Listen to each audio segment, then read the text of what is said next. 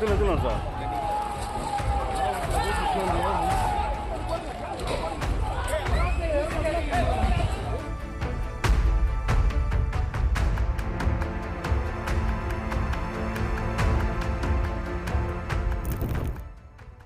மாவட்டம் மீஞ்சூர் அடுத்த காட்டுப்பள்ளியில் இயங்கி வரும் L&T கப்பல் கட்டும் நிறுவனத்தில் ஒப்பந்த தொழிலாளராக உத்தரப்பிரதேசத்தைச் சேர்ந்த அமரேஷ் பிரசாத் என்பவர் வேலை பார்த்து வந்தார். சம்பவத்தன்று இரவு அங்குள்ள வடமாநில தொழிலாளர்கள் தங்கும் குடியிருப்பின் மாடியில் ஏறும்போது அமரேஷ் பிரசாத் தவறி கீழே விழுந்து காயமடைந்தார். அவரை ஸ்டான்லி அரசு மருத்துவமனைக்கு கொண்டு செல்லும் வழியில் உயிரிழந்தார். சடலத்தை மீட்ட காட்டூர் காவல்துறையினர் உடற்கூறாய்வுக்காக சென்னை அரசு ஸ்டான்லி மருத்துவமனைக்கு அனுப்பி வைத்தனர்.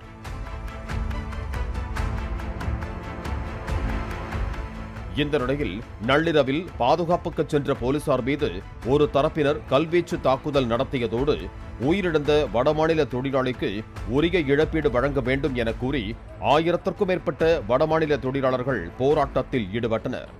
இதனால் பதற்றமான சூழல் ஏற்பட்டதால் பாதுகாப்புக்காக 100க்கும் மேற்பட்ட காவல்துறையினர் குவிக்கப்பட்டனர்.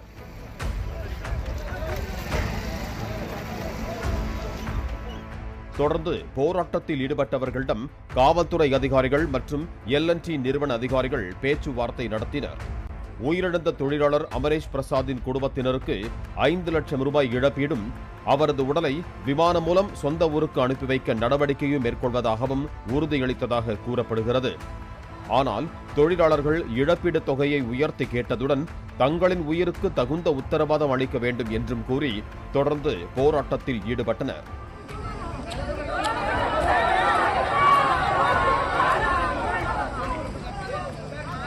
போராட்டத்தில் ஈடுபட்ட தொழிலாளர்களை கலைத்து விடுவதற்காக ஏராளமான போலீசார் போராட்டம் நடந்த இடத்திற்கு சென்றனர்.